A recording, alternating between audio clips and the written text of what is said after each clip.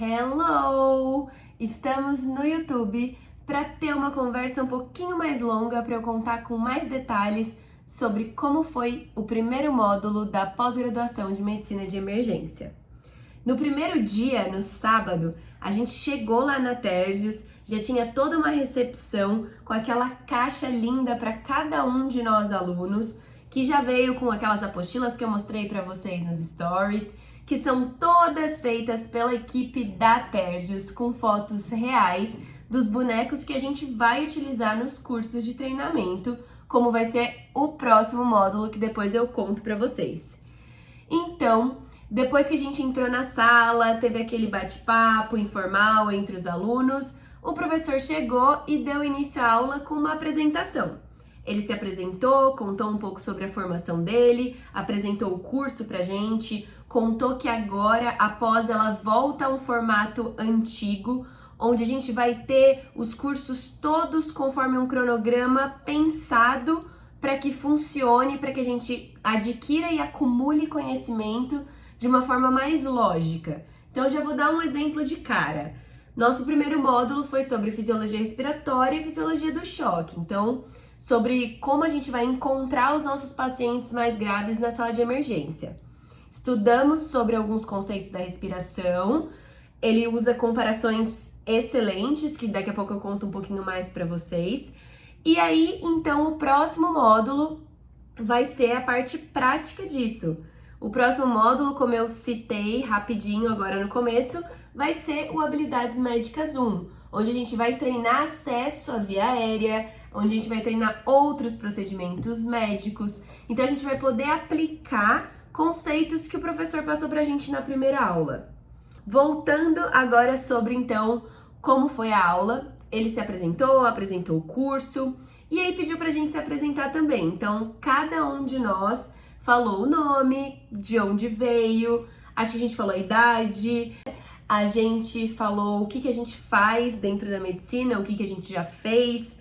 Então, tem um pessoal que já é formado especialista, já terminou a residência. Tem gente que não, que acabou de se formar, assim como eu, tá na residência também. Tem outros que ainda não decidiram se vão fazer residência, qual especialidade pretendem seguir, mas todo mundo ali, como eu já comentei também no Insta com vocês, tem em comum essa vontade de atender o paciente na sala de emergência.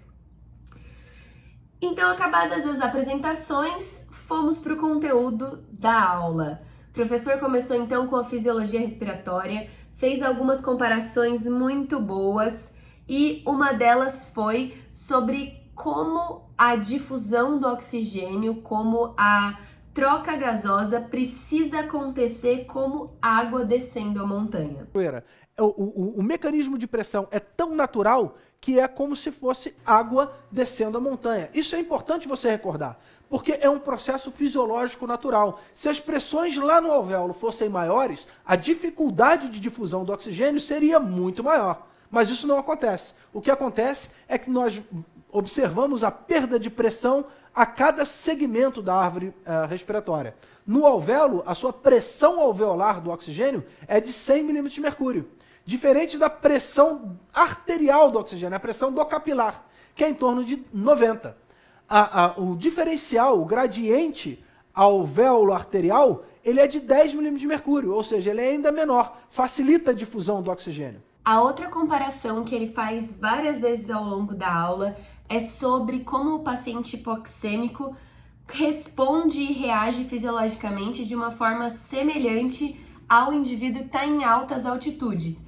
Então, vou deixar mais um pedacinho da aula EAD aqui, onde ele compara o nosso paciente da sala de emergência com um atleta escalando o Everest, por exemplo. Vejam nesse cenário. Se nós formos, por exemplo, ao Everest, subirmos a um meio hipobárico, subirmos a 8.000 metros de altitude, é claro que a difusão do oxigênio, nesse ponto, ela se encontra dificultada. É nesse ponto também que as pressões são variáveis. É nesse ponto em que o volume inspiratório talvez seja até menor. E qual que é a relação disso com a fisiologia? Isso é importante a gente lembrar, porque no caso da fisiologia respiratória, num alpinista, por exemplo, que vai subindo o Everest, ele tem cada vez menos oxigênio disponível no meio hipobárico, cada vez menos pressão atmosférica, o que dificulta a fisiologia respiratória. Bom, gente, pro vídeo de hoje eu acho que já tá bom, senão a gente vai ficar muito tempo aqui falando sobre um tema só. Numa próxima eu volto para falar um pouquinho sobre a fisiologia do choque também, que foi o segundo dia de aula do primeiro módulo, e vou contar para vocês nos stories, tanto no meu quanto no da Tércios, e também no feed, sobre o próximo módulo, então, que é uma aula prática. Um beijo, espero que tenham gostado.